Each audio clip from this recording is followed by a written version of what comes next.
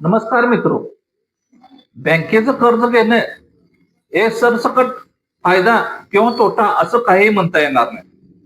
आपण घर आपण घेणारे कर्ज हे कशासाठी आणि का आणि फेडण्याची आपली ऐपत आहे का, हे जर का बघून जर का आपण बँकेचं कर्ज घेतलं तर तसा त्याचा फायदाच म्हणावा लागेल. आता दुसरी गोष्ट, कर्ज म्हणजे नेमकं काय आहे?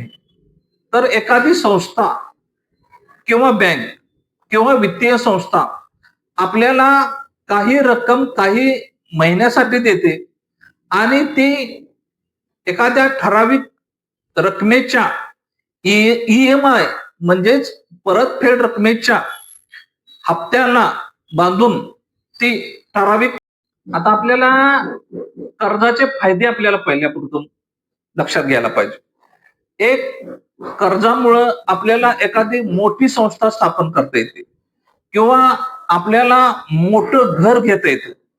दुसरं, आपले शैक्षणिकसाठी आपल्याला कर्ज घेता येतं. आपत्कालीन परिस्थितीमध्ये देखील आपल्याला कर्जाचा आपल्याला उपयोग होतो.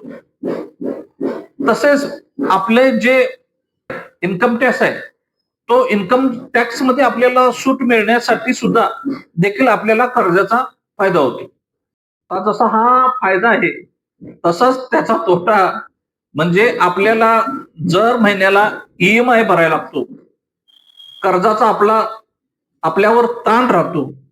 कर्ज न फिटलं तर आपली मालमत्ता जप्त होण्याची शक्यता असते आणि सगळ्यात महत्वाचं म्हणजे आपला क्रेडिट कोर्स कमी होतो.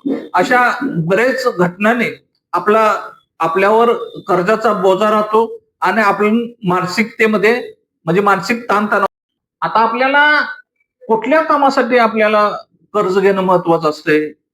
एक, शिक्षण. दुसरं, शेती व्यवसाय. एखादे उत्पन्न वाढवणारा व्यवसाय असेल तर आपल्याला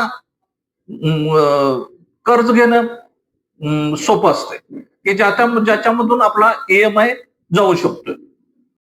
आता महत्वाचं काय आहे की कर्ज कशासाठी घ्यायचं नसते, तर काय आहे मित्रांनो, की काही लोक ऋण करून सण करतात.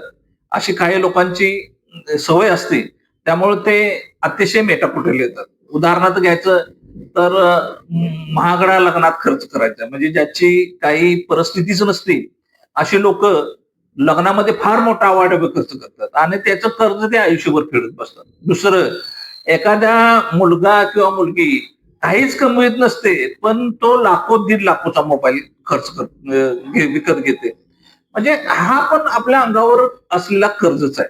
तिसरं, आपण पुन्हा पुन्हा तरी हात उसने पैसे घ्यायचे आणि किंवा व्याजाने पैसे घ्यायचे आणि सहली ट्रिपा करायच्या, पार्टी करायची. अशा पद्धतीचं जे काय आपण खर्च करतो हे जर का आपण खर्च टाळले पाहिजेत. याच्यासाठी माझी विनंती राहील की आपण अजिबात लोन घेऊ नये. मित्र हो, कर्ज घेताना आपण स्वतःला काही गोष्टी विचारणं आवश्यकता असते की पहिले त्यातलं आपण काय विचारायचं स्वतःला, की बाबा खरोखर आपल्याला हे कर्ज घेणं गरजेचं आहे का? दुसरं, आपली हे कर्ज फेडायची ऐपत आहे का? तिसरं, की आपल्याला हा हप्ता झेपणार आहे का? किंवा या कर्जातून आपल्याला काय फायदा मिळणार आहे का? असे अनेक प्रश्न असतात जे कर्ज घ्यायच्या अगोदर आपण स्वतःच्या मनाला विचारायचं असतात आणि त्या प्रश्नांची उत्तर जर का आपल्याला सकारात्मक आली तरच आपण कर्जाच्या भानगडीत पडायचं. मित्र, अशा पद्धतीनं कर्ज घ्यावे किंवा कर्ज न घ्यावे, कर्जाचे फायदे, कर्जाचे तोटे सांगितलेले आहेत. जर मित्रांनो, माझी आपल्याला खरोखरची विनंती राहील की आज ह्या 2026 मध्ये आपण प्रत्येक अडचणीला आणि गोष्टीला सामोरं जात आहे.